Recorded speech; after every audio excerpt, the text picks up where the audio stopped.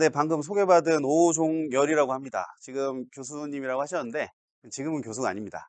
제가 이제 의뢰를 받을 때는 교수였어요. 근데 이제 1학기까지 마치고, 이제 교수를 버리고, 이제 놀고 있습니다. 이제 백수. 네, 백수는 아니고, 다른 일들을 좀 하고 있어서, 오늘 일단 제 소개를 드리면, 뭐라고 소개시켜 드려야 할지 모르겠는데 예전에 제가 용산 역세권 개발이라는 회사에서 이제 부동산 관련된 사업을 좀 이제 하는 회사, 큰 회사에 좀 있었다가 그다음에 이제 대학교에 가서 청주에 있는 서원대학교라는 곳에서 제가 한 9년 정도 교수 생활하다가 이제 이번 학기부터 그만두고 지금은 이제 제 개인적으로 좀 이제 회사를 하나 세워서 컨설팅 회사를 하나 운영하고 있고 그다음에 이제 뭐 제조업체 조그마한 제조업체는 뭐 하나 운영을 하고 있고 그다음에 IT 회사 요즘 또 이제 스타트업이 좀 있으니 이 하나 이제 만들어서 이제 일을 좀 하고 있습니다. 여러 가지 일들을 그냥 막 하고 있다 보니까 좀 많이 바쁘기도 하고.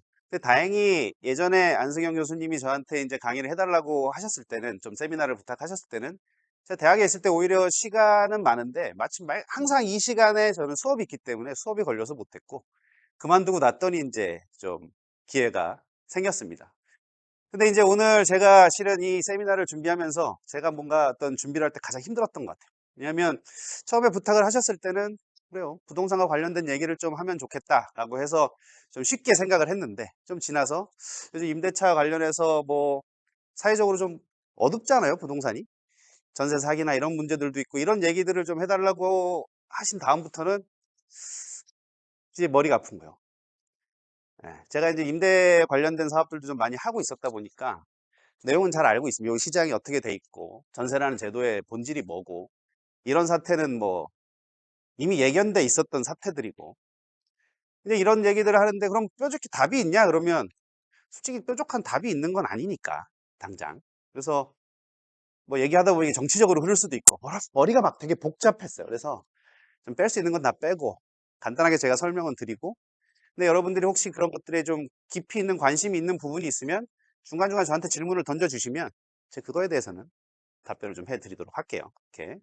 그래서 우선은 제가 처음에 주제를 잡을 때 부동산 한번 쭉 제가 훑어드릴게요 하면서 이름이 개발해서 임대까지 이렇게 했단 말이에요. 부동산이 만들어지면서 이게 어떻게 사용이 되는 것까지.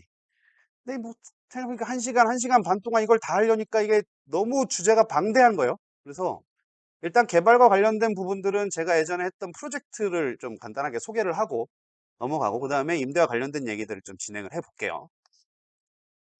그래서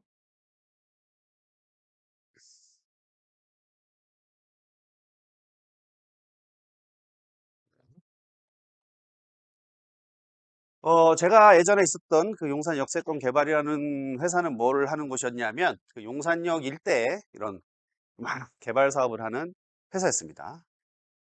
지금은 이제 그 회사가 사업을 하다가 망했어요. 사업을 하다 망해서 제가 이제 망하고 나서 이제 저런 게 그냥 조용히 살아야 되겠다. 뭔가 이런 뭔가를 해갖고는 이제 안 되겠다 싶어서 이제 대학으로 갔던 거고 이 사업이 이제 최근에 다시 시작을 하고 있습니다. 근데 아직은 발표는 안 됐어요. 근데 아마 서울시장 인가까지는 난 걸로 제가 파악을 하고 있고 아마 선거 때 또 뭐가 있을 때 그때 아마 크게 발표가 될 것 같아요. 그래서 과거에 이런 사업이 있었구나라는 걸 좀 아시면 앞으로 어떤 식으로 변해 갈지 좀 예측을 할 수도 있을 거고 서울이라는 그 큰 도시에서 이만한 땅이 남아 있지는 않기 때문에 굉장히 큰 서울이라는 뭐 서울뿐 아니고 우리나라를 좀 바꿀 수 있는 굉장히 큰 프로젝트가 될 거예요. 과거에 어떤 일들이 있었는지 한번 여러분들께 소개를 시켜 드리도록 하겠습니다. 이거 준비하면 제가 이제 옛날에 찾아보니까 우리가 기공식을 했던 사진들도 있었고 TV에도 나왔어요. 저예요. 예. 예. 미래 에셋이 여기에다가 뭐 돈을 2천억 투자한다. 그래서 이제 그래서 또 있었고 제가 이제 뭐 이런 사진도 나와서 사진도 찍고 뭐 했었습니다. 뭐 좋았을 때긴 하지만 지금은 자 보면 이게 국제 업무지구 개발 사업이라는 곳이고요. 여러분들이 용산역 아시나요? 여기가 용산역입니다. 용산역. 한강에서 쭉 타고 올라가면 용산역이고요. 용산역에서 예전 전자상가가 저 위쪽으로 있었고 그 밑에 보면 과거에는 이제 젖대죠. 지금은 이제 다 개발을 하려고 썸부 땅으로 밀었는데 이게 정비창, 철도 정비창 부지들이 있었어요. 그러니까 철도가 가서 여기서 옆으로 가서 워낙 철도들이 많이 다니니까 쉬기도 하고 철도 수리도 하고 이런 그냥 땅이었어요. 그리고 이 앞쪽에는 이제 한강 그 강변북로 앞으로 가다 보면 소위 우리가 병풍 아파트라고 하는 아파트를 이런 식으로 벽처럼 이렇게 친 이런 아파트가 있는 이런 땅입니다. 그래서 이 오른쪽이 이제 동부이촌동이라고 강북에서는 가장 부유한 동네가 여기 있죠. 여기가 이제 서부이촌동이라고 불리는데 서울에서 가장 낙후된 동네입니다. 여기 가면 거의 한 70년대처럼 아예 길이 다 막혀 있어요. 낙후돼 있어요. 여기 공자창이 있고 도로랑 철도로 막혀 있고 이런 땅이었습니다. 그래서 여기를 이제 개발하는 사업이에요. 그래서 시기가 이제 사업이 2007년부터 시작했으니까 꽤 예전이죠. 그때 투자비가 한 30조 원 정도 되는 사업이었어요. 지금과 그때 부동산의 어떤 가격의 차이나 이런 시장의 차이를 보면 최소 5배 이상은 올랐을 겁니다. 부동산이. 한 100조 이상 되는 사업이었겠죠. 100조, 100억짜리 사업이었습니다. 그 당시에 자본금을 1조 원이라는 자본금을 모았고, 그 다음에 대지 면적이 한 15만 6천 평, 연면적 100만 평을 개발하는 거예요. 연면적. 여의도에 있는 건물들을 다 합치면 연면적이 한 200만 평 됩니다. 그러니까 여의도의 절반 정도 되는 거를 개발을 하는 사업이었습니다. 그래서 뭐 초고층 빌딩 19개를 포함해서 한 66개 정도를 짓는 사업이었다. 이렇게 보시면 될 것 같고요. 그 다음에 이 회사의 주인이 사업주는 누구냐? 그러면 코레일이라는 게 이제 철도공사죠. 철도공사 땅 주인이 포함이 돼 있었고, 그 다음에 SH공사는 서울시입니다. 서울시. 서울시도 포함이 돼 있었고, 그 다음에 이제 재무적으로 뭐 KB, 프루덴셜, 삼성생명, 우리은행 뭐 이름 보면 다 알만한 회사들이죠. 롯데관광개발, 미래에셋, 뭐 삼성 SDS, KTNG, CJ, 신라호텔, 그다음에 삼성물산, GS건설 웬만한 건설업체들이 다 포함해서 1조를 모아서 사업을 시작한 건데 코레일은 공사니까 약간 공공기관이죠. SH공사도 서울이니까 공공기관이고 KB자산운용과 미래에셋, 맵스 여기는 투자자긴 한데 이거는 비밀이지만 이 돈은 국민연금이에요. 다 까먹었어요. 나중에 1,500억 날린 거예요. 국민연금. 예. 이런 이제 정부랑 민간이 공동으로 그 사업을 시행한 사업이라고 보시면 되겠습니다. 뭐 복잡하죠. 이게 사업 구조예요. 사업 구조인데 부동산 개발을 하려고 하면 사업 구조가 굉장히 복잡합니다. 물론 동네에서 이제 뭐 집 하나 건물 하나 짓는 건 그냥 개인이 지으면 돼요. 근데 이제 조금만 좀 큰 규모의 개발을 하려면 굉장히 복잡한 구조를 갖게 됩니다. 그래서 이 회사가 중심인데 프로젝트 회사라고 되어 있죠. 페이퍼 컴퍼니야. 페이퍼 컴퍼니. 우리가 페이퍼 컴퍼니 하면 무슨 생각 들어요? 뭔가 사기치는 것 같잖아요. 예. 근데 이만한 부동산 개발 사업을 할 때는 기본적으로 페이퍼 컴퍼니가 있어야 됩니다. 그러니까 토지의 소유권만 갖고 있는 하나의 그냥 이 실체가 없는 이 조직을 하나 만드는 거예요. 왜냐하면 아까 보셨지만 이 사업비가 30조쯤 되는데 저 정도 되는 사업을 잘못 건드렸다가는 거기에는 회사들 다 무너집니다. 그러니까 부동산 개발 사업을 하려면 딱 그 사업에만 한정된 회사를 하나 딱 만드는 거예요. 그래서 그 회사는 이런 뭐 비용 처리나 이런 것들만 왔다 갔다 하는 거고 나중에 실질적으로는 그 밑에 있는 관리회사라는 곳을 통해서 이 사업을 개발을 하게 됩니다. 저는 요 회사에 있었던 거고요. 그래서 땅을 사서 토지주부터 땅을 사는데 그 30조짜리 1조 갖고 땅을 못 사잖아요. 돈 빌려와야 되잖아요. 은행하고 이런 데서 돈을 다 빌려와서 땅을 사갖고 개발을 하고 분양을 하고 임대를 놓고 이렇게 이제 사업이 진행이 된다고 보시면 되겠죠. 자, 이런 사업들을 이건 또 너무 많이 나가면 안 되니까 요즘 시끄러운 사업들 있죠. 뭐 대장동 사업, 개발 사업 이제 이런 거 보면 어디에서 문제가 있고 어디에서 무슨 문제인지 다 알 수 있어요. 이제 누가. 근데 그런 건 민감하니까 나중에 개별적으로 말씀드릴게 궁금하신 분 있으면. 자, 그래서 이게 한 10년 정도 목표를 가지고 진행이 됐었는데 실은 그때도 말이 안 되는 거죠. 이만한 사업을 10년 안에 하겠다? 최소 30년 이상 했었어야 되는 건데 그때도 이제 부동산 시장이 워낙 좋았어요. 화랑이다 보니까 자, 우리 다 할 수 있을 거야. 뭐 돈도 많고 막 시장에 막 그랬던 시기이기 때문에. 그래서 저 땅을 매입하는 데 있어서 경쟁이 거의 뭐 당분일의 최대 경쟁이 붙었다고 할 정도로 삼성하고 현대가 붙어서 실제 이제 삼성이 나중에 8조를 써갖고 땅을 차지합니다. 현대가 7조 8,900억을 썼고 그래서 이제 삼성이 결국 땅을 샀는데 뭐 결국엔 사업이 무산됐으니까 이게 뭐 승자의 저주다 뭐 이런 내용이 있었고 제 박사 논문이 이제 요거와 관련된 내용이 제 이제 박사 논문이에요. 그래서 이제 제가 내용은 좀 잘 알고 있습니다. 그래서 위치를 보면 딱 보면 서울의 한가운데죠. 서울의 한가운데고요. 정말 좋은 땅이죠. 전 세계 어디에도 이만한 이 인구가 있는 메트로폴리탄 안에 저런 땅이 있는 곳은 없어요. 전 세계. 그러니까 어마어마한 잠재력을 갖고 있는 땅이겠죠. 그리고 마침 거기에 있던 그때 미군 기지 한 100만 평 정도가 평택으로 가면서 녹지도 생겼고, 예, 바로 밑에 한강이고, 한가운데 있고, 요즘 용산 제일 비싸죠. 아파트값 제일 비싼 곳입니다. 예, 거기에 저만한 땅이 딱 있는 거예요. 뭐 이런 부분들은 이제 저희가 컨설팅 하면서 이 자료가 어떤 자료냐면 이제 물건 팔러 가면서 저희가 이제 건물 마케팅을 하면서 뭐야 루이비통 그룹에 야 여기 건물 하나 사 이렇게 하면서 이제 홍보하려고 갔던 자료예요. 그래서 여기가 어떤 곳이다 라는 걸 설명하는 내용들입니다. 그래서 대한민국에서 유동인구가 제일 많은 곳이다. 그리고 사업 규모를 비교해 보면 뭐 뉴욕의 스퀘어 타임스퀘어 그다음에 도쿄 록봉기 힐스 뭐 센트럴 홍콩보다 훨씬 크고 좋은 위치에 있다 이런 얘기를 하고 있는 거고요. 뭐 교통이 좋다. 예, 뭐좀 빨리 넘어갈게요. 교통이 좋다. 그래서 KTX가 다 쓰고 철도가 여기 중심이겠죠. 공작청 부지가 있었으니까 부지가 있다.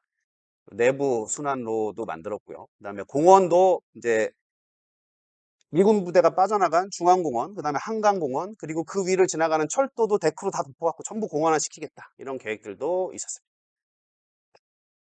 그래서 용산에서부터 저기를 지나서 용산 공원을 지나서 남산을 통해서 청계천을 이렇게 쭉 지나서 저 북쪽까지 가는 이제 녹지축이 전부 북쪽 끝에서부터 한강까지 쭉 도보로 갈 수 있는 그런 축을 만들려는 서울시 전체 차원의 계획까지도 포함해서 진행이 됐었어요. 그런 계획들이 있었습니다.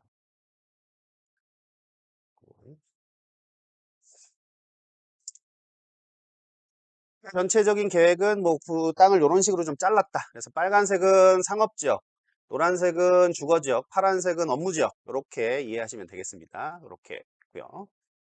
그래서 대충 다 3분의 1씩이죠. 업무시설 반 3분의 1, 상업시설 3분의 1, 주거시설 3분의 1, 뭐 기타 호텔 정도 해서 100만 평을 짓는다. 이렇게 되었습니다. 그래서 이제 컬러로 표시하면 저 컬러가 이제 각 용도를 표시하는 이제 라고 보시면 되겠습니다. 제일 높은 빌딩이 111층짜리 타워고, 그다음 74층, 88층 이만한 타워들을 짓고 실제 이제 기본 설계까지는 했어요. 그 작업 단계까지는 갔었습니다. 이 사업에 땅도 당연히 완전 확보를 했었던 상황이니까 실은 사업만 거의 바로 진행하면 됐어요. 기공식도 했고 했는데 결국엔 정치적인 이유로 안 됐죠. 갑자기 이제 시장이 바뀌면서 노한 거죠. 전임 시장의 사업은 못해. 노. 그러니까 저 이 어마어마한 사업이 그런 정치적인 이유로 끝나버린 거죠. 근데 이제 그때 이 사업을 추진했던 시장이 다시 시장이 됐죠. 그래서 다시 하는 겁니다. 예. 기구하죠. 예. 죽었다 살았다 죽었다 살았다. 예. 뭐 시작하면 모르죠. 또 저 부를지도 오라고 와서 일 좀 해달라고. 이제 전체적인 마스터 플랜을 짜는데 마스터 플랜을 짠 건축가가 다니엘 리베스킨트라는 건축가인데 이분이 누구냐면 그 뉴욕에 예전에 이렇게 테러 당한 부지 있죠. 거기에 그 전체 마스터 플랜을 짠 분이 이제 이분이에요. 이분이 했고 이때 이제 제가 가장 거기에 있으면서 제일 어, 재밌었던 일 이게 이제 건축을 하잖아요. 건축 설계를 하는데 전 세계 가장 유명한 건축가들을 거의 다 끌어모은 거예요. 역사상 한 번도 있었던 적이 없는. 예. 그래서 저기 보면 이제 렌조 피아노라는 분, 거의 이제 세계에서 가장 탑 티어에 있는 한 서너 명 중에 한 명인 분이 이제 가장 가운데 센터를 설계하신 분인데 이분이 있고, 그다음에 다니엘 리베스킨트가 있고, 그다음에 뭐 도미니크 페로, SOM은 세계에서 가장 큰 건축 회사입니다. 회사 뭐 그런 건축가들이 다 모였고, 자 이따 한번 보여드릴게요. 한번 쭉 한번 건물들이 어떤 건물들이 설계됐었는지. 그다음에 밑에 에이드리안 스미스는 그 두바이에 가면 제일 높은 빌딩 있죠. 그거 설계하신 분이죠. 이제 에드리안 스미스고 단케는 이제 일본에서 가장 유명한 단케 겐조라는 분이고 뭐 쭉 있습니다. 그래서 이제 그런 부분들도 이따 간단하게 보여드릴게요. 그래서 실제 요런 정도까지는 설계가 됐었어요. 설계가 돼서 발표도 하고 했었습니다. 뭐 주변하고는 너무 동떨어져 있긴 하지만 그래도 이런 게 만들어졌으면 괜찮았을 것 같지 않아요? 네. 이런 게 먼저 만들었으면 두바이 저리 가라 였을 수 있죠. 네. 그게 거의 될 뻔도 했었다. 근데 지금 불가능해 이렇게 못 만들어요. 이따가 좀 간단히 설명을 드릴게요. 네. 요거는 그냥 사진이니까 한번 보세요. 이런 식으로 이제 실제 그 이제 쇼핑을 하는 이제 상업시설들이 이렇게 이제 만들어집니다. 원래는 저 100만 평까지 저기에 건축 이게 지을 수는 없어요. 이게 법제상 용적률이라는 게 있기 때문에 땅 대비 지을 수 있는. 그런데 우리나라 건축법 체계상 용적률은 지상만 따집니다. 지상만. 지상 면적만. 그래서 이제 우리는 용적률을 높여야 사업성을 높일 수 있잖아요. 그래서 어떻게 했냐? 땅이 넓으니까 밑을 통째로 팠어요. 지하를. 한 지하 3개층을 그냥 통째로 파서 그 지하 3층을 레벨 1층으로 만들어서 한 3개층은 용적률 규제를 안 받는 레벨로 만들어 버린 거예요. 네. 물론 그러다 보니까 이제 주차장이 지하 10층까지 내려가요. 빙글빙글 돌아서. 예, 그리고 지하 4층 레벨에서 도로들이 왔다 갔다 하고 뭐 이런 계획이 이제 있었던 것입니다. 그래서 이제 잠시만요.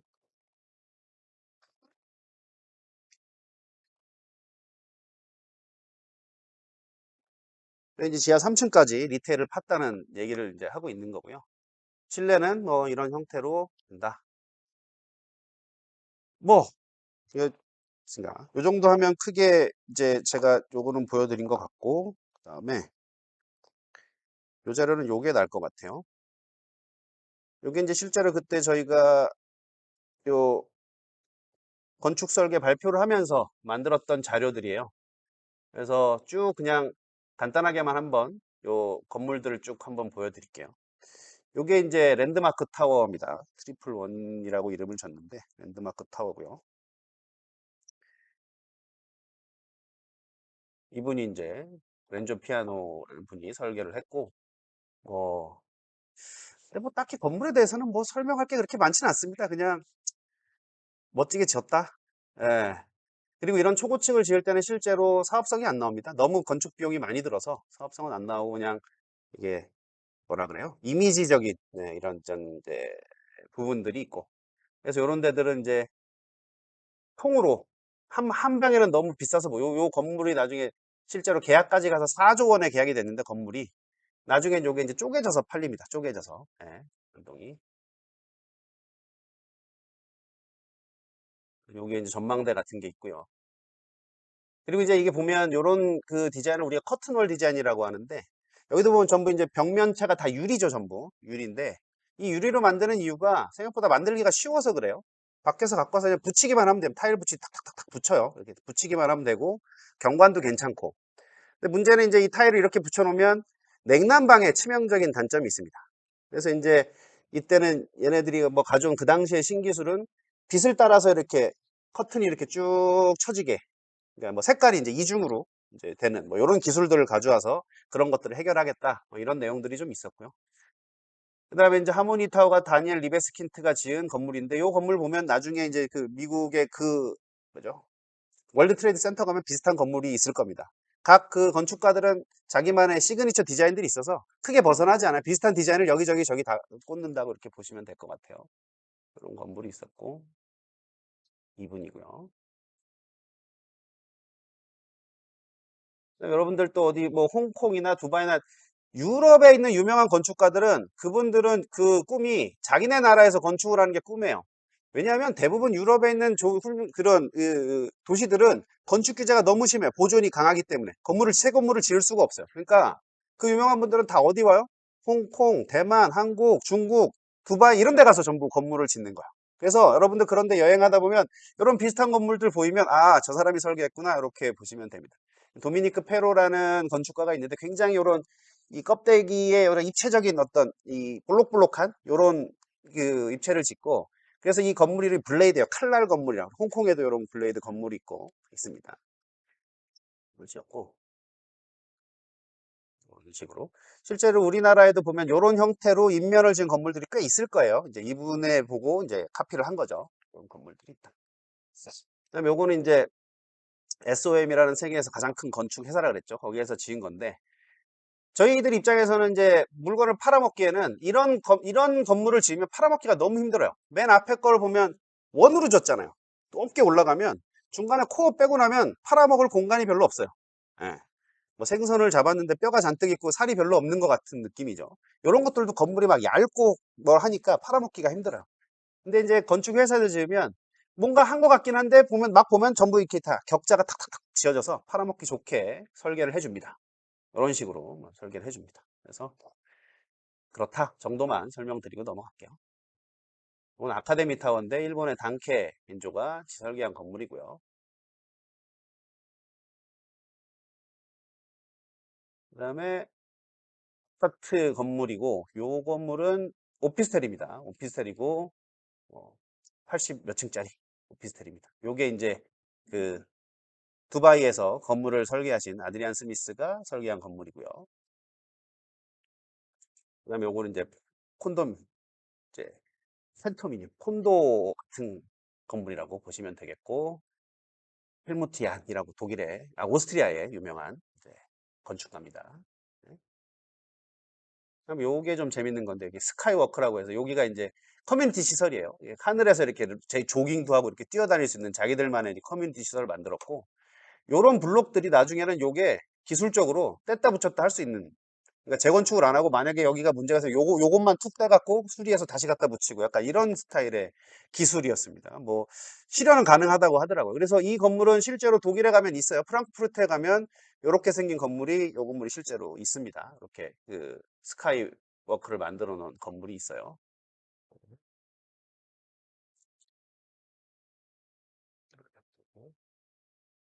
요건 이제 클라우드라고 이게 중간에 이런 구름처럼 생긴 요런 곳이 이제 커뮤니티 시설을 만들어 놓은 요런 형태인데 이게 이제 그때 이슈가 굉장히 많았습니다. 더 클라우드라고 하는 우리나라에도 많이 오는데 네덜란드 건축 회사죠. MVRDV라는 곳에서 설계를 했는데 굉장히 이렇게 과감하고 우리나라에 보면 여러분 저기 서울역 옆에 그 고가도로 복원해 놓은데 혹시 가보셨나요? 고가도로 복원해 놓은데 그거 설계한 데가 얘네들이 그거를 설계했어요. 그 다리를 설계를 했고 그때만 해도 이름이 그렇게 막 얘는 이름 알리고 싶어서 온 애들이고 이게 보면 옛날 여러분들이 잘 모르시겠지 그때 그 미국의 그 테러가 났을 때 쌍둥이 빌딩 가운데 보면 비행기가 부딪히고 연기가 나는 장면 있잖아요. 그거를 이제 연상시키게 해놓은 거야. 그럼 왜 그랬을까? 그러면 이거를 딱 보고 실제로 미국 신문에 이게 많이 났어요. 이 건물이 그런 걸 연상시킨다. 그러니까 좀 이름을 알리기 위해서는 일부러 그런 거죠. 이제 좀 악명도 좋다. 내 이름을 알리기 위해서. 예. 이런 식으로 얘네들도 설계를 합니다. 그래서 실제로 이제 이렇게 이제 설계를 해서 이슈가 됐었어요. 우리는 막 야, 미국에도 알려졌대. 야 그냥도 알려졌네. 우리도 뭐 미국에 예. 그렇게 좀 된 부분이 있고요. 그다음에 이제 요거는 이제 아파트 한강변에 있는 주거인데 뭐 한국의 승무 이렇게 막 하는 고를 연상해서 이렇게 꼬이도록 만든 그런 아파트라고 이제 그런 건물이라고 이런 식으로 이제 컨셉을 잡은 건물이라고 할 수 있겠습니다. 요거는 뭐 나뭇잎이 날아갔다 하는 뭐 그거를 이제 형상화한 건물이고요. 그럼 얘는 그냥 막대기 갖다 꽂아놓은 것 같은데 실제로 건축가들은 이게 가장 뭐 건축적으로 되게 완성도 높은 거다 이렇게 얘기하는데 저는 잘 모르겠어요. 그런가 보다. 하고 이제 고요. 그다음에 외국인용 임대 아파트인데 요것도 중동의 두바이에 가면 요렇게 생긴 건물이 있습니다. 예, 아심토트라고 하는 곳에서 설계를 한 건데 딱 그 시그니처한 디자인이죠. 있어요. 그리고 요거는 이제 그쪽이 어쨌거나 기존에 있던 그 세입자들을 이주용으로 지은 건데 땅이 워낙 비싸니까 실제 뭐 말이 이주용이지 방 하나에 월세가 200만 원씩 당시에 가던 이런 이주용 이제 임대 아파트다 이렇게 보시면 되겠습니다. 이 정도 되는. 땅. 호텔은 뭐 별로 큰 디자인 이슈는 별로 없는 것 같고. 네.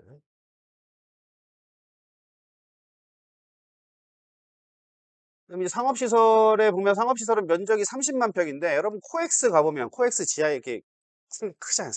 거의 다 3만 평이에요. 그 10개예요, 10개. 그 10개. 그러니까 여기에는 뭐 대한민국뿐 아니고 전 세계 당시에 있는 웬만한 있는 쇼핑몰이라는 건 다 끌고 와서 그냥 다 갖다 붙여놨어요. 그냥 다. 네, 그 당시에.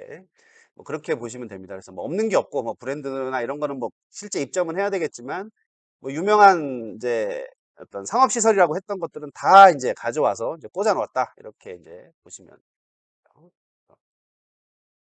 요거 이제 거기에 백화점 하나만 완전 초 VVIP로 여기 가서 이제 할 수 있는 백화점 뭐 이런 것들도 만들었고 럭셔리 존으로 만들고 했습니다.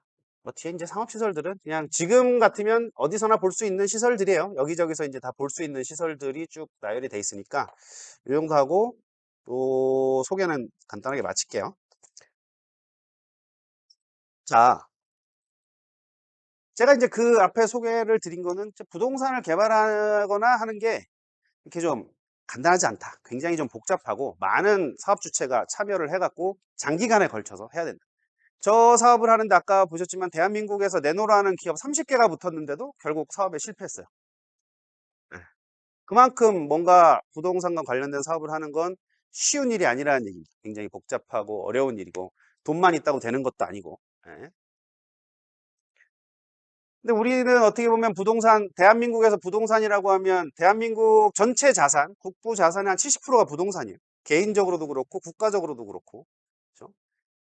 그리고 저희 세대, 여러분들 세대는 제가 정확히 어떤 생각을 하고 있는지 잘 모르겠지만 저희 정도 세대만 되더라도 자산의 대부분은 부동산으로 갖고 있고 노후도 부동산이 책임져 주고 있고 다 이런 그래서 부동산에 굉장히 민감할 수밖에 없는데 최근에 보면 그 부동산 가격이 뭐 올라갔다 내려갔다 하는 부분도 있지만 너무 제도도 함부로 막 바뀌고 왔다 갔다 하고 그러다 보니까 피해자들도 많이 생기고 대한민국 경제에도 많은 영향을 미치고 이런 것들이 있어요. 그래서 한 번쯤은 뭐 제가 학교에서도 이런 얘기를 하지만은 좀 부동산에 대해서 이 부동산이 도대체 뭔가 한번 생각해 볼 수 있으면 좋을 것 같고 오늘 이제 그런 얘기들을 좀 해보려고 여러분들한테 소개를 좀 드리려고 합니다. 보통 부동산에 대해서 어느 분들한테는 물어봐서 부동산을 정의 내릴 수 있습니까? 라고 물어보면 뭐 부동산을 전공하신 분, 전공해서 이제 뭔가 외워서 시험을 보신 분을 제외하고는 대답하시는 분들이 거의 없어요. 나는 좀 부동산을 정의 내릴 수 있을 것 같다. 이런 분 있어요? 부동산이 뭐다? 뭐 보통은 토지와 정착물, 토지와 건물이 부동산이라고 하죠, 우리가. 토지와 건물. 그럼 부동산은 눈에 보이는 겁니까?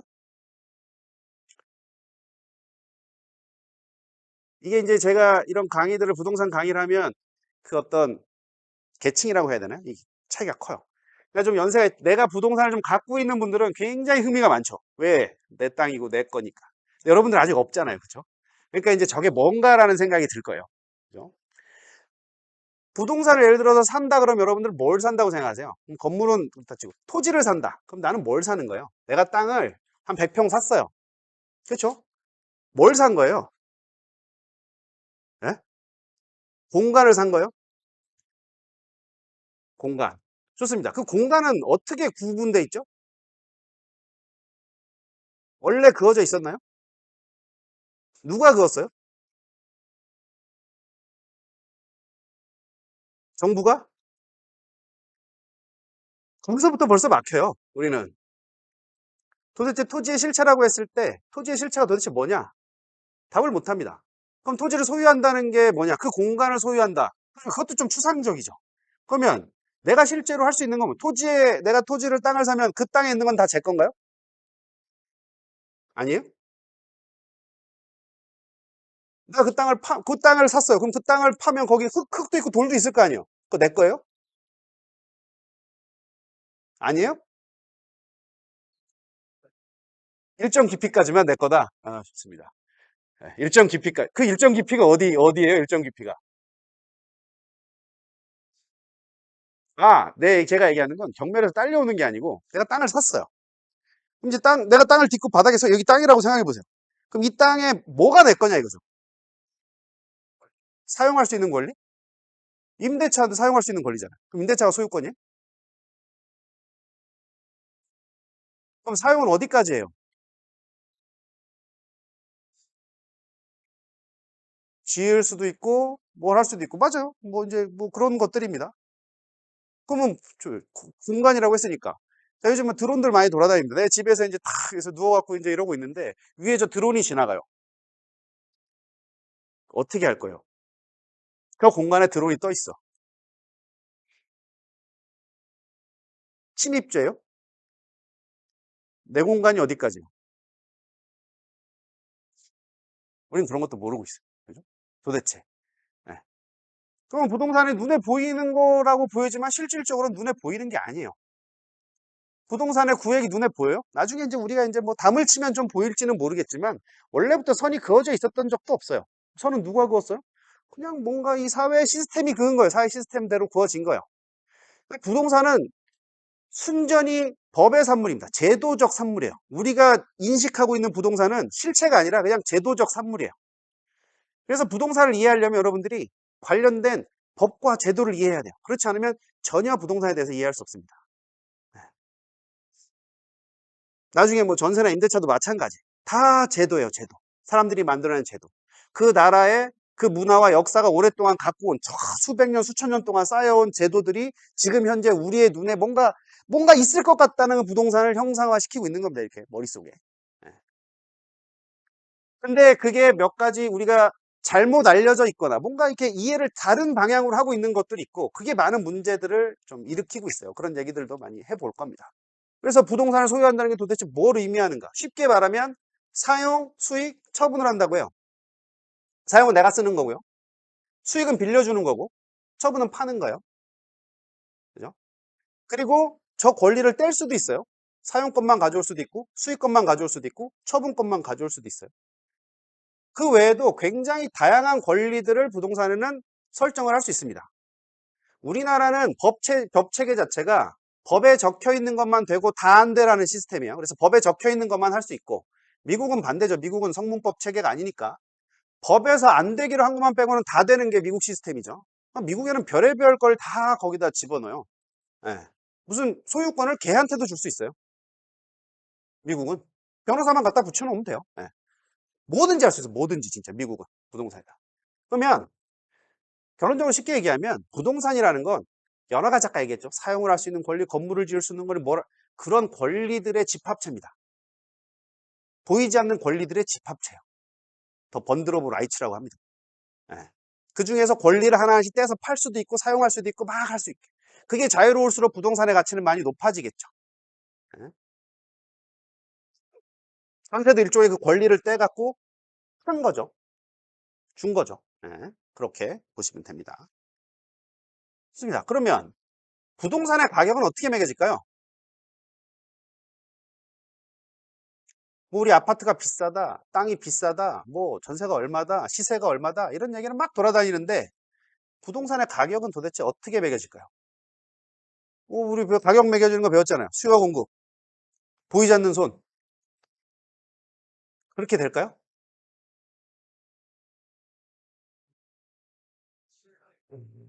혹시 뭐 부동산 공부 좀 하셨어요? 국민은행에서 발행하는 실거래가가 부동산의 가격을 결정한다. 아니에요?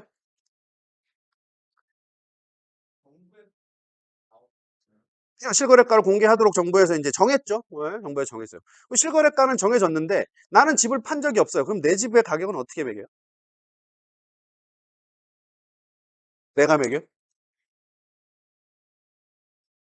아유, 씨, 나 집에 그러면 좋네. 집에 5억짜리인데 나 100억 올려놓으면 100억 되는 거야? 수요와 공급과 보이지 않는 손이 움직이려면 거래가 돼야 돼요. 거래가 돼야 돼요. 근데 부동산이라는 게 거래가 잘 돼요? 잘 되지 않을 뿐더러 제일 중요한 건 똑같은 물건이 단 한 개도 없어요. 부동산은 똑같은 물건이 단 한 개도 없어. 단 한 개도. 비슷한 물건이 있죠. 아파트 101호와 102호는 비슷하겠죠. 그래서 아파트는 사고가 안 나요. 왜? 가격이 매겨져 있어 원래. 근데 대부분의 부동산은 가격이 안 매겨져 있고 매길 수도 없어요. 그냥 유추할 뿐이에요. 그냥 그래갖고 뻥튀기 하고 누군가에게 사기치기 좋다는 얘기예요. 네. 그리고 가격이라는 것과 가치라는 게 좀 다른 의미로 해석이 됩니다. 가격은 매겨져 있는 거예요. 그러니까 약간 과거의 값이에요. 과거의 값. 거래가 됐잖아요. 저게 1억에 거래됐어. 가격 1억이죠. 근데 내가 볼 때는 야 저거는 내가 저 땅에 저거 안 하고 딴 거 하면 돈 더 잘 벌 것 같은데 저 땅에? 그건 뭐예요? 가격이 아니라 내가 거기다 가치를 부여하는 거죠. 그럼 가치는 사람들마다 달라요. 사용을 어떻게 하는 거에 따라 또 다르고 무슨 용도로 쓰느냐에 따라서 가치가 달라지죠. 제가 여기 오늘 오면서 이 땅을 보면서 야 여기 정말 학교를 잘 져서 이게 아니라 저 같은 사람들은 아씨 여기다 아파트 지으면 돈 잘 벌겠네. 어떻게 생각하세요? 이 땅에다가 이걸 다 밀고 아파트를 지으면 수조 원 정도 수조 원짜리 사업이 될 것 같아요. 제가 볼 때. 여러분들이 여기서 수조원어치의 값어치를 한다고 생각하시나요? 왜 웃으세요? 당연히 하는 거죠. 대한민국의 미래인데 수조원이 뭐야? 여기를 그냥 경제 논리로 뒀으면 학교가 안 남아 있었겠죠? 벌써 밀고 뭐 붙잡아서 했을 거 아니에요. 다. 예. 어쨌건 사람이 누가 어떻게 생각하느냐에 따라 가격과 가치가 굉장히 달라요. 근데 우리는 부동산이라고 그러면 뭔가 이렇게 획일화돼 있고 뭔가 실체가 있을 것 같다고 생각하잖아요.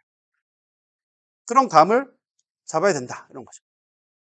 한때 이런 거 날렸죠. 그죠? 이거 얼마, 이거 하나 130억 원 했대요. 그죠? NFT고 난리 쳤을 때 이거 한 130억 원 실제로 거래된 거예요. 이건 가격이에요. 지금 이거 얼마일까요? 130원도 안 할 것 같아요. 뭐 자기들끼리 좀 팔리는 줄 모르겠지만 이미 관심 끝났잖아. 지금 130원도 안 할 거예요. 이거는. 네. 가격과 가치의 차이는 이렇게 큰 거고 부동산은 이 정도까지는 아니지만 굉장히 가격과 가치의 괴리가 많을 수 있다.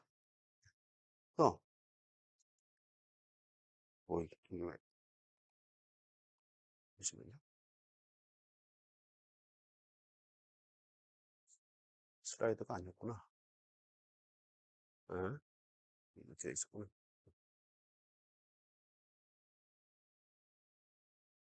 이런 건 재미없으니까 넘어갈게요. 가격과 가치.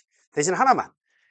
과거에 이 가격과 가치에 대한 얘기를 하려면 경제학의 대가인 아담 스미스가 한 얘기. 어떤 재화나 용역이 다른 재화나 용역을 교환의 대상으로 지배한. 교환을 하는 게 가격과 가치다.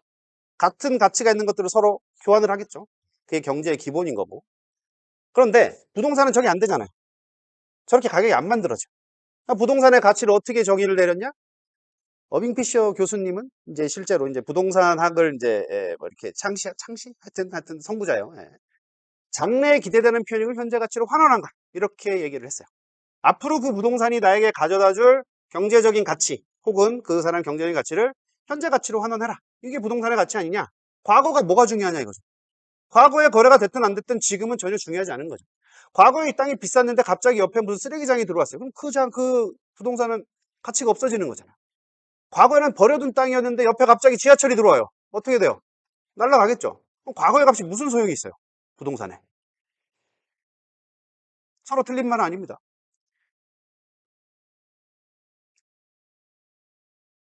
그래서 이 두 가지 가치 때문에 부동산에는 가격이 두 개가 만들어져요. 기본적으로. 두 개가. 교환 가치를 지배하는 가격이 만들어지고 사용 가치를 지배하는 가격이 만들어집니다. 교환 가치를 지배하는 이 부동산의 거래 시장이에요. 자산 시장이라고 합니다. 사고 파는 시장이에요. 사용 가치는 임대차 시장이죠. 내가 그 부동산을 실제로 사용하는 시장이니까. 그럼 이 부동산이 두 개가 같은 시장이냐? 그렇지 않다는 거죠.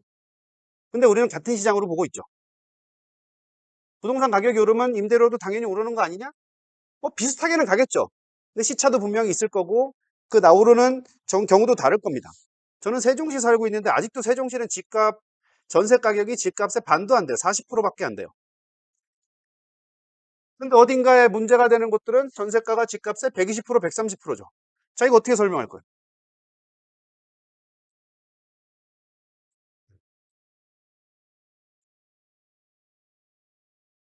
그런 얘기들, 그걸 이제 이해를 해야 이런 문제들을 이제 바라볼 수 있을 겁니다. 그죠? 그래서 부동산의 공간시장과 자산시장은 따로 움직이면서 여기에서 공간시장에서 나타난 수요가 자산시장으로 옮겨갈 때 부동산 개발이라는 게 이루어지는 겁니다. 그래서 공간 수요가 부족하면 자산시장으로 넘어가지 않을 거고 자산시장으로 넘어가지 않으면 부동산 개발도 이루어지지 않을 거고 혹은 과잉 개발이 이루어질 수도 있고 그게 이제 왔다 갔다 도는 이런 시스템을 갖게 되고요. 굳이 설명하자면 뭐 이런 형태예요. 일사분면에서 수요 공급의 원리에 의해서 공간시장이 형성됩니다. 공간시장은 절대적으로 수요 공급이겠죠. 공간을 쓰고자 하는 수요가 많으면 공급량에 따라서 가격이 결정될 거예요. 공급이 어느 정도 한정되어 있기 때문에 수요가 많으면 가격이 올라가고 수요가 적으면 가격이 떨어지겠죠. 그러면 그 임대 금액을 임대료를 바탕으로 자산시장에서 그 부동산의 자산 가격이 결정될 거예요. 수익이 달라지니까. 임대료가 높아지면 자산 가격이 올라갈 거고 임대료가 낮아지면 자산 가격이 떨어지겠죠. 그러면 자산 가격이 올라간다. 가격이 올라간다. 그럼 어떤 일이 벌어져요? 공간이 부족한 거니까 개발하는 사람들이 움직이겠죠. 저걸 팔면 내가 돈을 많이 벌겠네? 개발을 시작합니다. 공급이 늘어나는 거죠. 그게 공급이 들어와서 공간 시장으로 다시 올 때쯤에 다시 수요 공급의 원칙에 따라서 임대료가 다시 결정이 되겠죠. 그게 다시 자산시장으로 넘어갈 거고, 이게 정상적인 시장에 넘어가는 이게 패턴이에요. 근데 이 두 개를 한꺼번에 본다? 그럼 이제 얘기가 다 이제 이게 어느 시장인지 이해가 안 되는 거죠. 임대차 시장인지 자산시장인지 무슨 시장인지. 그죠? 두 가지의 가격이 이렇게 영향을 주고 있다. 이렇게 이해를 하실 수 있을 거고요. 자, 그래서 그럼 실제로 우리 집의 가격은 그럼 그래서 어떻게 매기는데 세 가지 방법이 있습니다. 세 가지의 관점으로 단어를 매겨요. 쉽게 얘기하면 비슷하게 생긴 옆집에 거래 가격이 있는지 찾아봅니다. 그럼 나랑 비슷했으니까 쟤도 나랑 비슷하겠지 라고 생각하는 거예요. 그럼 거래사례 비교법, 방식 이렇게 얘기를 합니다. 대부분 이걸 쓰죠. 그렇죠? 주변에 야 뭐 되게 어떻게 거래하는 게 뭐 있겠지. 비슷한 거 찾아봐. 예. 그냥 믿고 가는 겁니다. 예. 사고의 원인이 되죠. 옆집도 저랬는데 우리 집도 저렇겠지라고 생각합니다. 자, 두 번째는 집을 지으려면 원가가 들어갈 거 아니에요? 이 집 짓는데 1억 들어. 그럼 1억보다 싸게 팔 수는 없잖아요, 최소한. 그럼 원가에다가 마진 붙여서 판다. 이런 정도로 가격을 선정할 수도 있겠죠.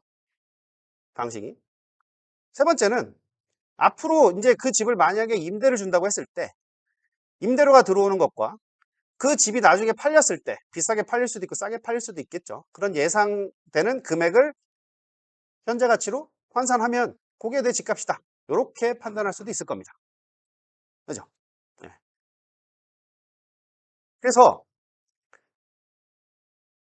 부동산의 가격은 이런 식으로 나타나는데 입장마다 어느 걸 쓰는지가 다 달라요. 매수자의 입장이 있고 사는 사람의 입장이 있고 매도자의 입장이 있고 세입자의 입장이 있고 돈 빌려주는 은행의 입장이 있고 세금 삥 뜯는 정부의 입장이 있고 혹은 불났을 때 보험료 대야지 보험사의 입장이 있고 그 하나의 부동산을 바라보는 여러 참여자들이 서로 다른 가격으로 저 물건을 바라봅니다. 헷갈리죠, 그러니까. 잘 모르는 사람이 가서 야 이건 얼마짜리라고 합니다. 은행에서는 얼마짜리 아까 얘기했죠. 부동산에서 KB 시세는 이렇고 공시지가는 이렇고 옆에 거래된 금액은 이렇고 실제 보니까 내가 임대료나 이런 걸 따져봤을 때 수익을 보니까 이 정도 갈 것 같고 다 달라요.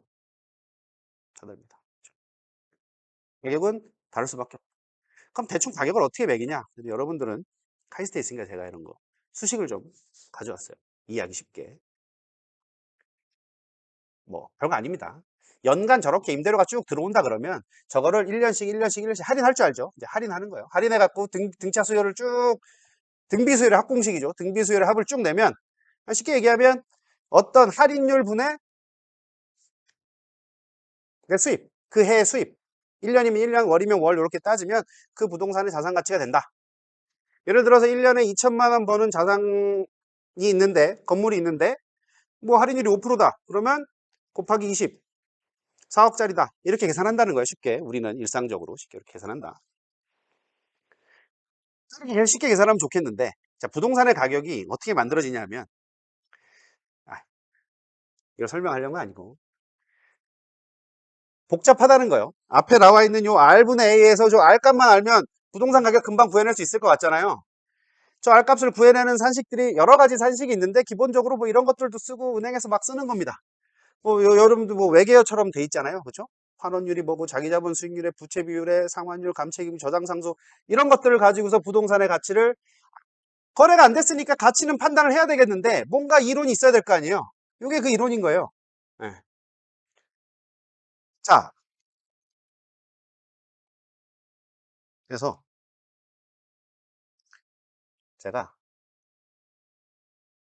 요 화면을 어떻게 바뀌어요? 저 화면에서 이 화면으로 못 봤구나. 잠시만요.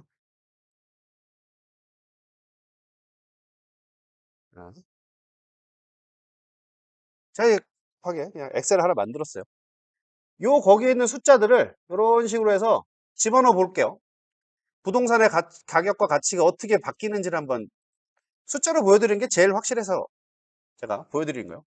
자, 요거는 내가 생각하는 자기 자본에 대한 수익률이에요. 내가 10%의 수익률을 나는 기대하고 있어요. 어떤 부동산 투자에 대해서.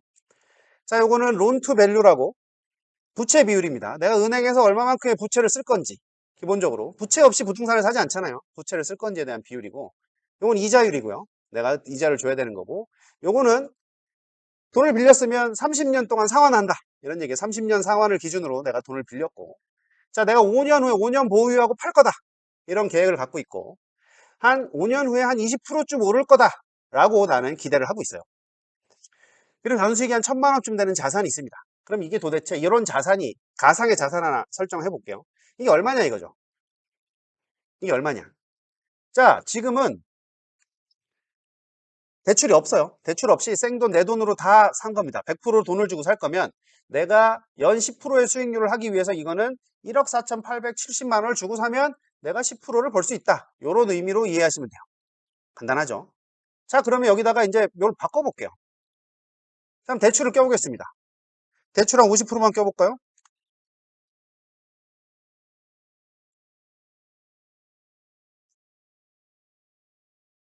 2억 3천만 원을 변합니다. 자산의 가치가. 이걸 우리가 지렛대 효과, 레버리지 효과라고 하는 거예요.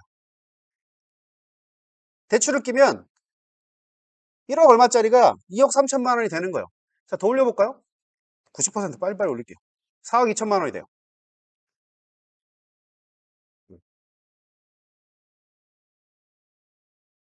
대출 끼고 대출을 많이 끼고 자기 자본이 줄어들면 줄어들수록 그 자산의 가치가 굉장히 높아진다. 왜 갭 투자라고, 왜 부채가 자산의 가치를 증폭시키느냐라고 보여주는 그냥 간단한 예입니다. 간단한 예. 금액이 차이가 많이 나죠. 예. 자, 그러면 이자율 90% 넣으면 70% 정도로 잡고, 자, 그 다음에 뭘? 자, 이자율을 떨어져 볼게요. 이자율이 5%인데 내가 4%짜리 이자를 썼어요. 3억짜리 값이 3억 7천이 됩니다.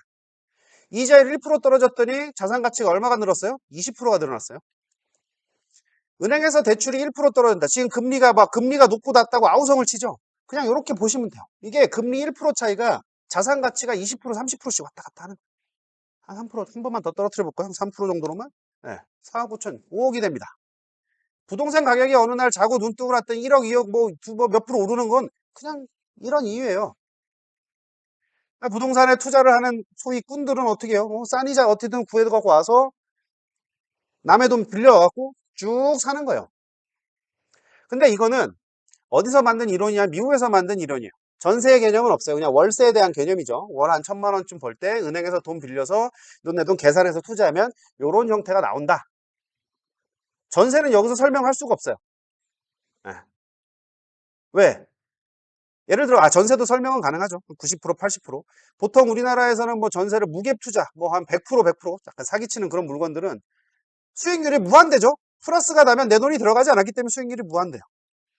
수익률이 무한대. 네. 그러니까 이런 이론으로 설명조차 안 돼요. 그거는 그냥. 네.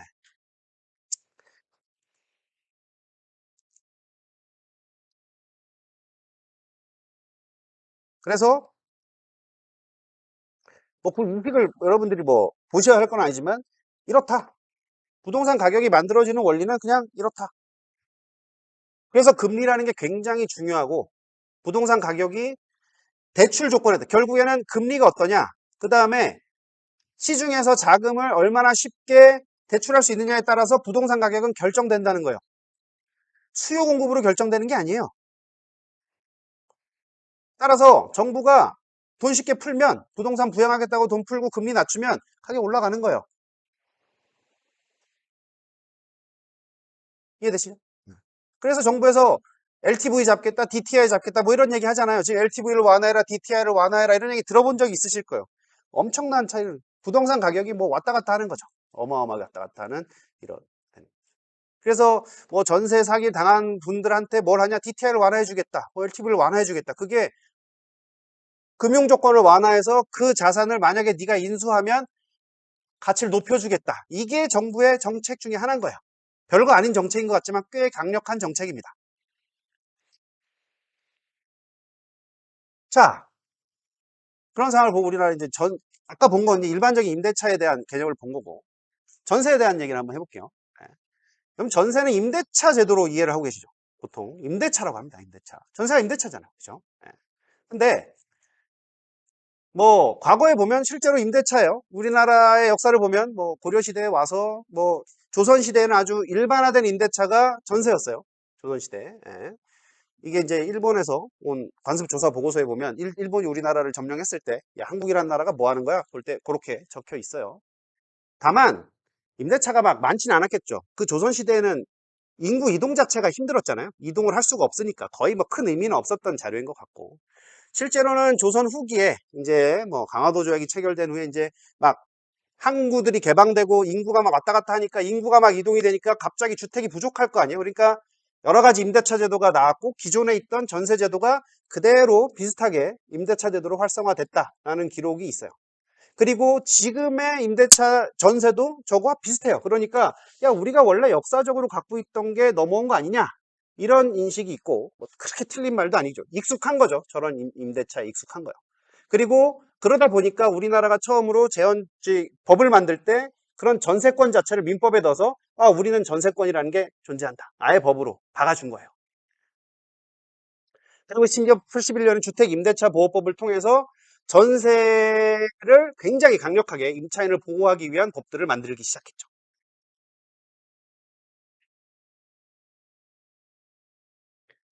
그런데 이 제도가 굉장히 합리적이고 좋은 제도면 다른 나라도 있어야 될 거 아니에요? 다른 나라 없습니다. 뭐 약간의 흔적이 있긴 하지만 거의 없어요. 네.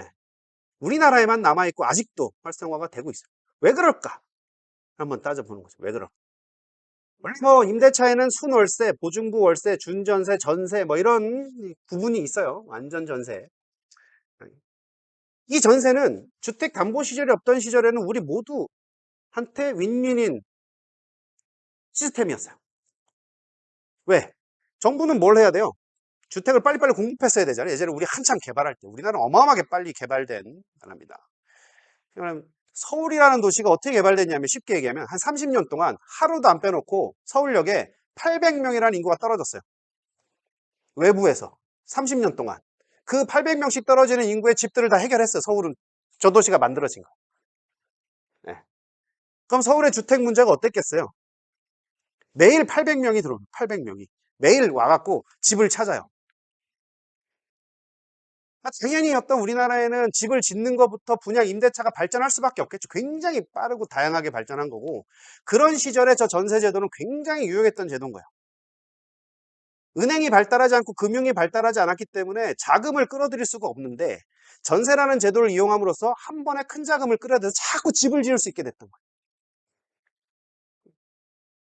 그러면 그 집을 산 사람은 보통 우리가 과거에는 아파트나 이런 것들 청약이라는 걸 하잖아요. 그러면 아파트가 집이 없으니까 다 줄 서고 기다리는 거예요. 자, 줄을 서시오.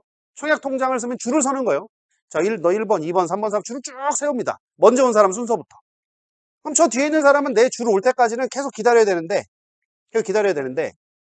내 줄이 올 때까지 내가 그 줄이 왔을 때 나는 어떤 상태여야 되냐? 난 무주택자여야 돼.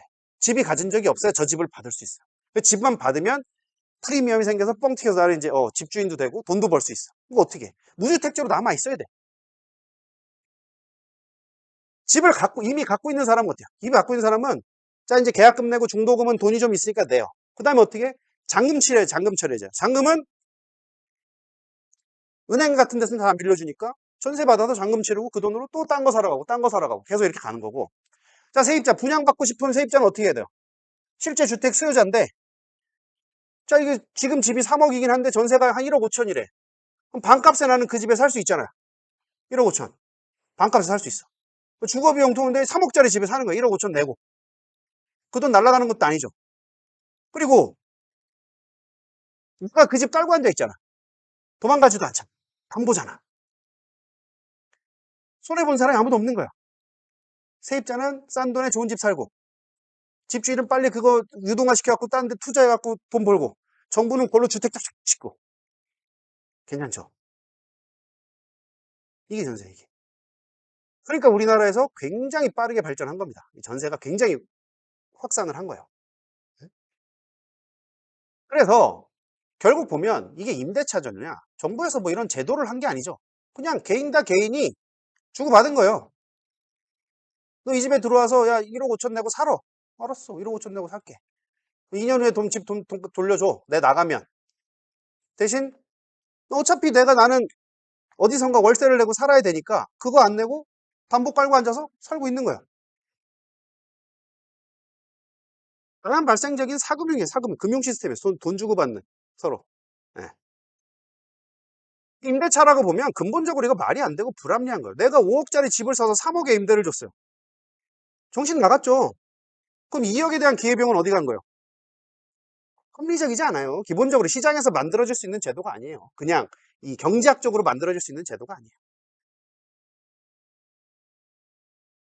그래서 부동산을 유동화해서 자금을 활용하고자 하는 사람하고 주택 거주 수요자 간의 의사가 합치한 겁니다. 그래서 전세제도가 된 거고, 집주인은 복잡하지 않죠. 은행 가면 뭐 이것저것 털어야 되는데 그냥 그런 거 없어요. 부동산 가서 내놓고 오면 그냥 계약서 한 장, 부동산 도장 딱 찍으면 돈 받고 그냥 이자 없이 그냥 딱 자기는 필요한 돈 융통하는 거예요. 세입자도 좋죠. 싼 돈으로 하고 내 돈 쌓여 있으니까 난 거기다가 자산 계속 불려 나가는 거예요. 내 돈 지키면서 싸게 있잖아요. 월세 안 내도 되니까 돈 안 나가잖아요. 내가 자산을 불릴 수 있는. 근데 이게 언제까지 이 시스템이 괜찮은 거예요? 집값이 오르는 동안. 집값이 오른다는 가정이 있기 때문에 이게 계속 가능한 거예요. 예.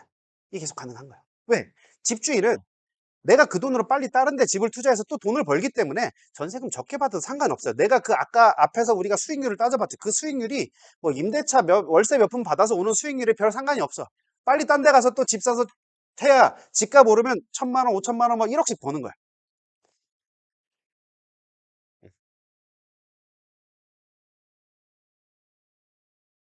또 수식이 나왔습니다. 뭐 익숙할 것 같아서 제가 보통 이런 거 꺼내면 다들 끝나기 때문에 제가 이거 안 하는데 처음으로 수식을 가져와 봤어요. 예. 그럼 집주인은 왜 월세를 놓지 않고 전세를 놓느냐? 이거를 이제 논문에서 쓴 내용입니다. 제가 쓴 건 아니고 가져왔어요. 쭉 해보면 K라는 게 제 자본에 대한 수익률을 쭉 분석을 해보면 어떤 구간에서는 월세가 좋고 어떤 구간은 전세가 좋다 이런 것들을 분석을 해 놓은 겁니다. 그죠? 그러니까 뭐 집값이 오르면 전세가 무조건 좋은 거예요. 그리고 은행에서 대출 받는 것보다 전세는 이자를 안 줘도 되니까 무조건 좋은 겁니다. 그렇게 이해하시면 돼요. 넘어갈게요. 예.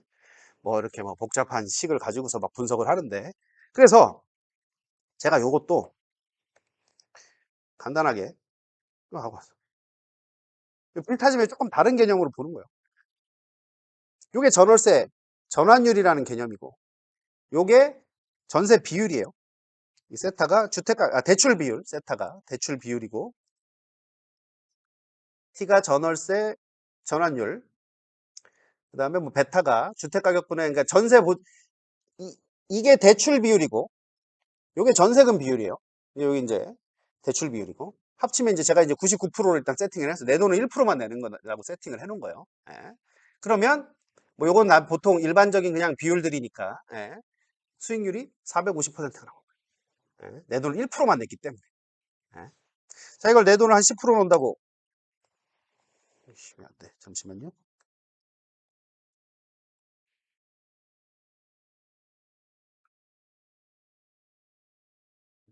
내 돈이 10%가 되면 10분의 1로 빠지죠. 수익률이.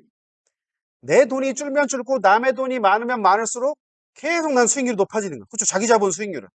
그러니까 내가 내 돈 10%, 100이라는 돈이, 내가 100이라는 돈을 10개로 쪼개갖고 10채를 사갖고 운용을 하는 것보다 1로 쪼개서 100채를 운용하는 게 훨씬 수익이 좋은 거죠. 그냥 쉽게 얘기하면 그렇다는 거예요. 예. 그러니까 우리나라에 전세 사기치는 사람들 한 번 1,000채, 2,000채씩 갖고 있잖아요. 예.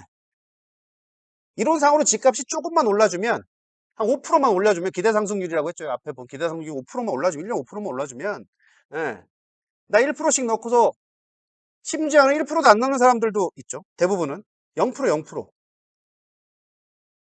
무갭 투자. 뭐 그 방식을 저보고 알려달라고 하면 나중에 알려드릴게요. 예. 여기서 뭐 그걸 소개시켜드릴 수는 없고, 뭐 유튜브에 보면 어떤 식으로 사기친지 다 나와 있으니까. 예. 그렇다.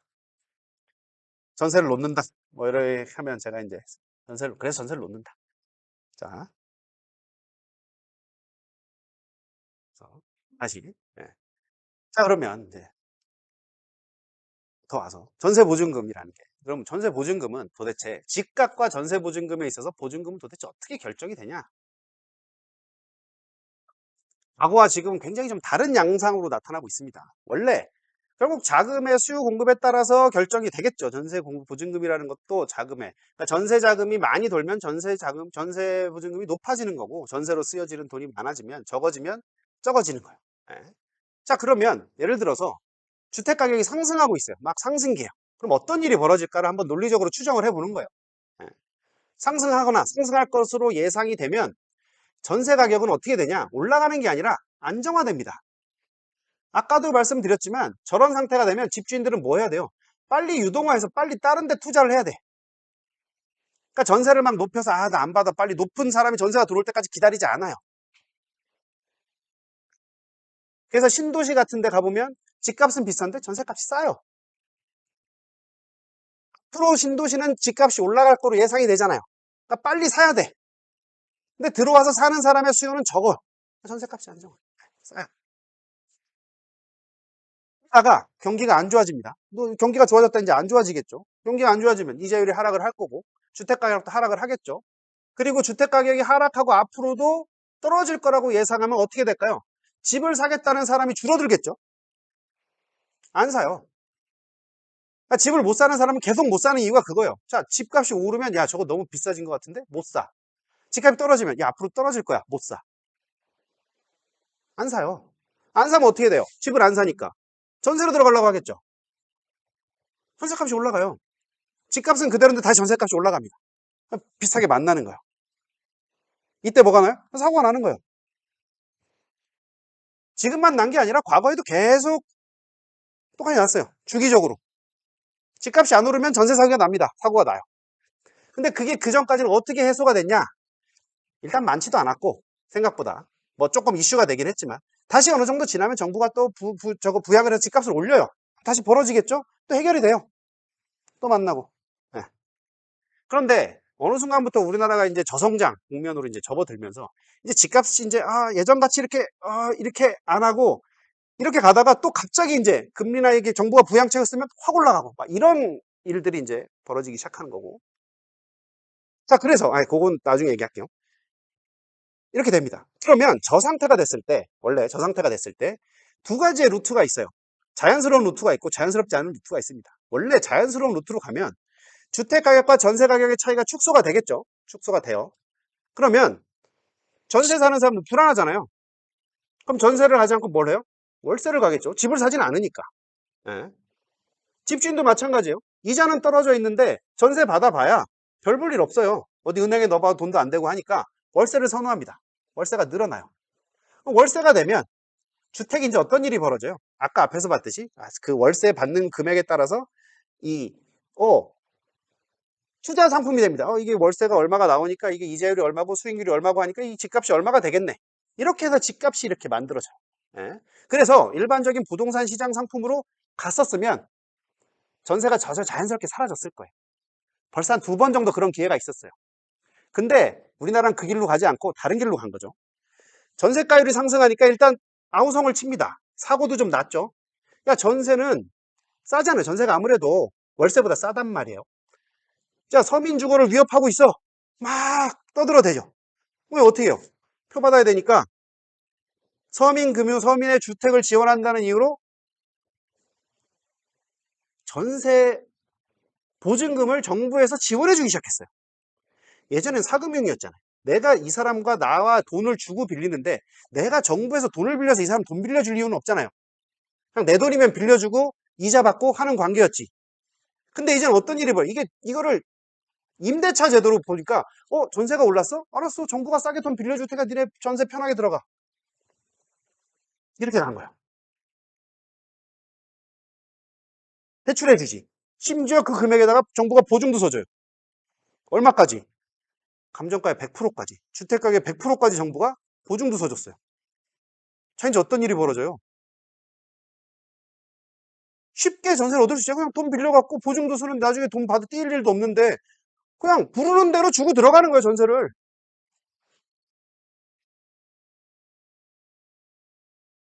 자, 그럼 이제 그걸 딱 보고 있다가 아파트는 그런 게 없어요. 그냥 아파트는 일반적으로 가격들이 형성돼 있고 돌아가니까.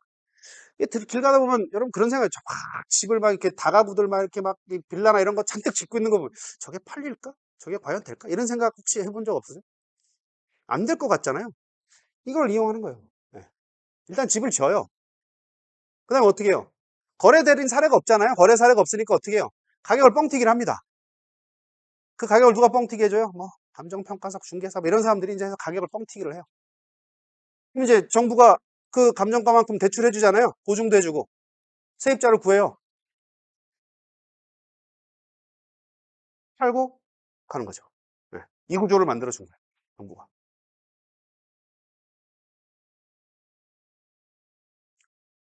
1번으로 갔으면 뭐 큰 문제 없이 정리됐을 것을 우리는 2번으로 간 거죠. 다시 이렇게 가다가 또 올라가면 처음에는 또 가다가 이렇게 됐다 올라가면 부동산이 올라가니까 또 수습이 돼. 사고가 나도 부동산이 올라갔잖아요. 그럼 나중에 경매 넘어가도 다 내 돈 받을 수 있으니까 다 수습이 돼요. 수습을 해왔어. 근데 지금 문제는 어디서 터졌을까요? 부동산 가격이 갑자기 너무 올랐어요. 그죠? 코로나 이후에 돈을 막 갖다 풀었어요. 그리고 뭐 임대차 막 활성화하겠다고 막 잔뜩 선언해 놓으니까 집값이 미친 듯이 쏟았어요. 정말 미친 듯이 쏟았어요. 자고 일어나면 올장을 쏟았어요. 예. 그런데다가 저렇게 해놨으니까 이제 무슨 일이 벌어져요? 안 팔리던 집들도 다 막 지어갖고 돈 빌려갖고 전세를 막 집어넣은 거예요. 그래서 부동산 가격 올라간다고 난리가 났었죠. 민심이 이반하고 하니까 어떻게 됐어요? 갑자기 어느 날 부동산 잡겠다고 부동산 3법 뭐 얘기 들어보셨죠? 갑자기 부동산 시장을 그냥 다 죽여버렸어. 아예 거래도 못해, 뭐도 못해, 그냥 모든 세금으로 딱 막아버렸어. 그래서 가다가 부동산이 브레이크가 걸렸죠. 그때요. 그때 요 시점에 전세 들어가거나 한 사람들이 이제 2년, 3년 지나고 쏟아져 나오는 거예요. 그게 지금의 현상입니다. 경고했죠. 다 경고했죠. 집값 저렇게 올라가는 거 저렇게 놔두면 안 된다. 공급을 확대하든지 해야 된다. 안 해요. 네. 네. 부동산 모르는 사람들이 정책을 만들고 하다 보니까 그런 일이 벌어지는 건데 뭐 경고하고 다 했어요. 그리고 부동산 3법 갑자기 시장을 브레이크 걸 때도 이러면 안 된다고 다 얘기했어요. 네.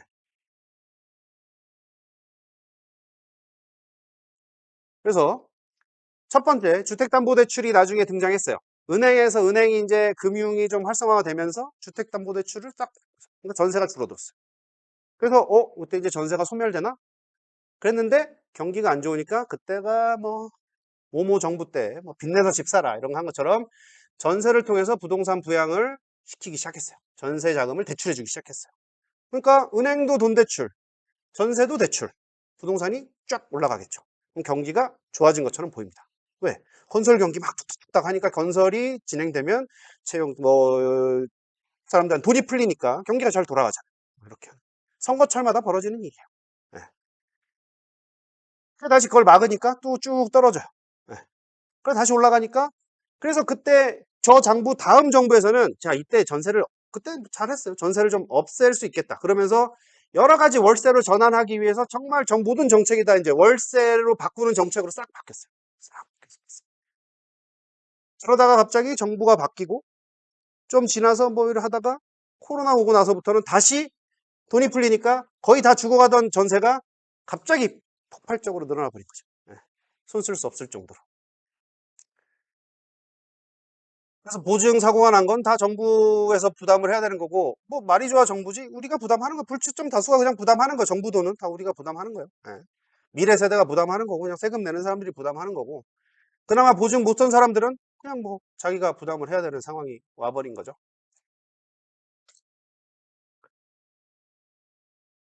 과거에도 전세에 대한 문제가 있었지만 지금 전세 이렇게 어마어마한 이런 사기가 벌어진 건 전세금 대출하고 보증 때문이다. 정부에서 판 깔아준 거죠. 판 깔아준 거. 그리고 전세가 무조건 싸다는 인식이 있었고.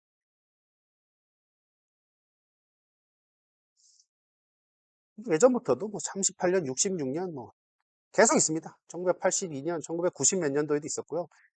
전세 사기는 뭐 항상 나타나던 현상이었는데 크지 않다고 어차피 부동산 가격 올라가면 해결될 거고 그냥 개인이 제가 이제 전세를 주고 뭐 세입자를 받았어요. 약간 깡통, 약간 역전세가 되더라도 서로 뭐 내가 무슨 뭐 사기치고 도망갈 것도 아니니까. 그럼 나도 경제 활동을 못 하니까. 한 적당선에서 그냥 다 무마가 됐지만 저처럼 1000채씩 막 갖고서 이런 식으로 했을 때는 답이 없는 거죠. 그 사람한테 어떻게 뭘 책임을 물릴 수도 없고 상당수는 뭐 바지 사장인 것처럼 온 사람들도 많고 뭐 이런 형태들인 거죠. 결국 부동산 가격이 오르지 않으면 해결되지 않는 상황인데 저걸 해결하려면 부동산이 갑자기 이렇게 올라가야 된다는 얘기인데 정말 쉽지 않은 상황에 있는 거죠. 이제 두 가지는 구분을 해야 될 것 같아요. 여러분들 혹시 전세 피해라는 부분이 있고 사기라는 부분이 있는데 전세 사기는 말 그대로 불법 행위가 있는 거죠. 가격을 뻥튀기 하는 데 있어서 불법적인 행위들이 있어서 이건 공권력에 의해서 형사적 처벌을 해야 되는 대상인 거고 전세 피해는 뭐 가격을 했는데 집값이 떨어져서 일시적으로 돈을 돌려주지 못하거나 해서 나타나는 사적인 분쟁이에요. 사금융이니까 내가 담보 잡고 돈 빌려줬는데 돈을 좀 못 받은 거예요. 담보 가치가 좀 떨어진 거예요. 손해배상으로 처리해야 될 문제인 거죠. 뭐 근본은 비슷하지만 집값이 떨어져서 나타나는 현상이지만 좀 다릅니다. 그래서 그냥 뭐 깡통 전세나 부동산 시장 침체가 원인이에요. 시장이 좀 회복하면 뭐 상당 부분 회복이 가능합니다. 갑자기 뭐 경매가 넘어가거나 이런 일도 그렇게 많지 않고. 근데 전세 사기는 처음부터 보증금을 가로챌 목적을 가지고 사기를 치는 행위죠. 사기를 치는 행위예요. 사람을 기망해서 재물을 편취하거나 재산상의 이익을 취득하는 행위죠.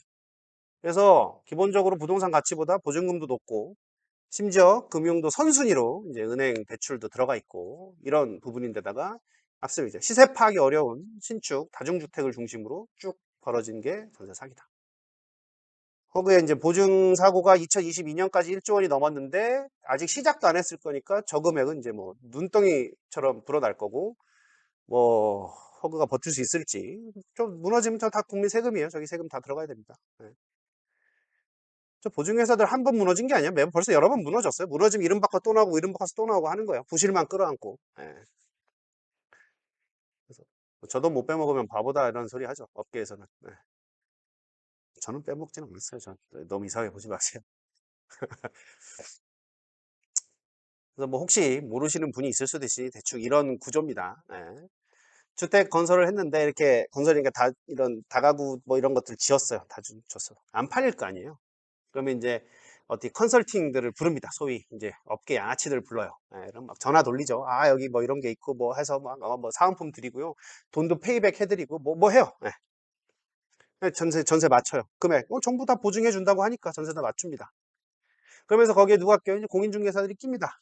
예, 브로커로 끼고 여기다 이제 신뢰라는 걸 공급하는 거죠. 신뢰를 공급해 줍니다. 공인중개사가 된대.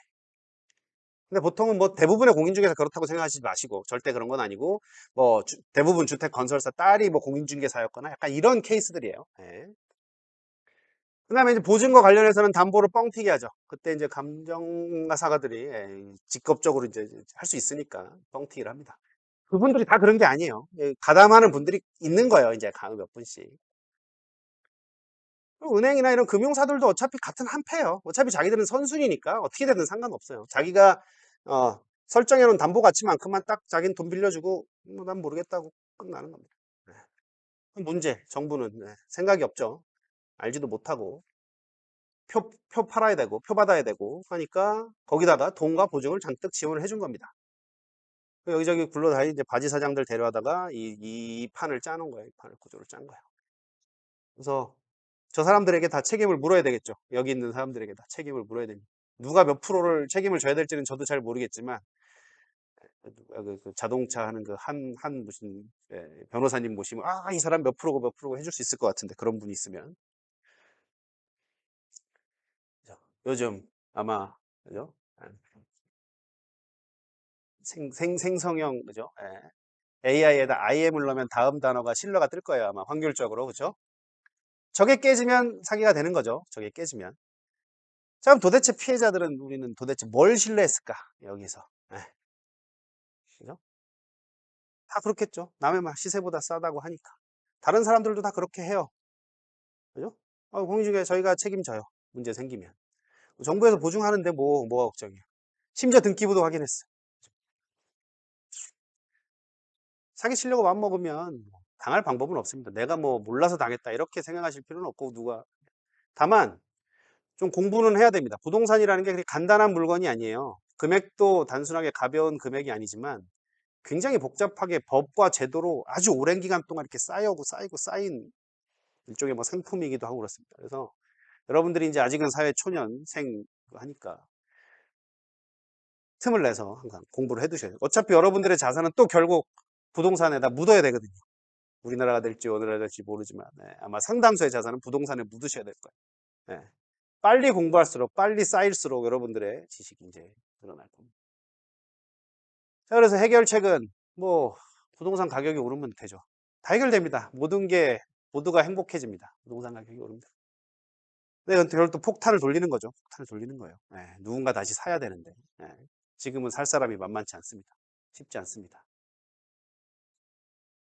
그다음에 정부가 매입해서 뭐 임대주택으로 활용한다고 하는데 그걸 얼마에 사야 될지도 알 수 없고 피해본 사람들의 피해를 다 끌어안아주면서 살 거면 뭐 그 다 세금인데 그게 어떻게 될지도 모르겠어요.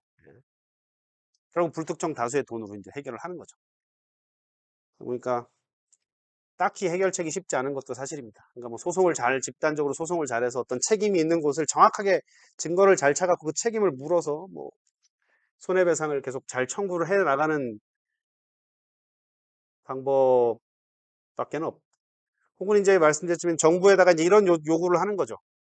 자, 어쨌든 사는 사람이 경매가 들어가 쫓겨나면 끝나잖아요. 이제 받을 데도 없고 아무것도 방법이 없어요. 그러니까 쫓겨나지 않도록 일단 하는 게 중요하고.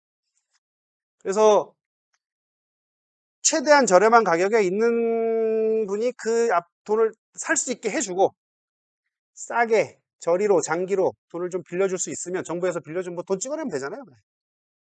언젠가 오르겠죠. 이제 물가가 올라가면 수습할 때까지. 그리고 이제 시중보다 훨씬 더 싼 이자로 내가 버틸 수 있기 때문에 뭐 그런 부분들이 피해를 좀 줄일 수 있는 가장 현실적인 방법이긴 합니다. 근데 그것도 쉬운 일은 아니죠. 뭐 국회에서 그걸 해주도록 해야 되고 돈을 찍어낸다는 게 돈을 그렇게 푼다는 게 쉬운 일은 아니니까 정부에서.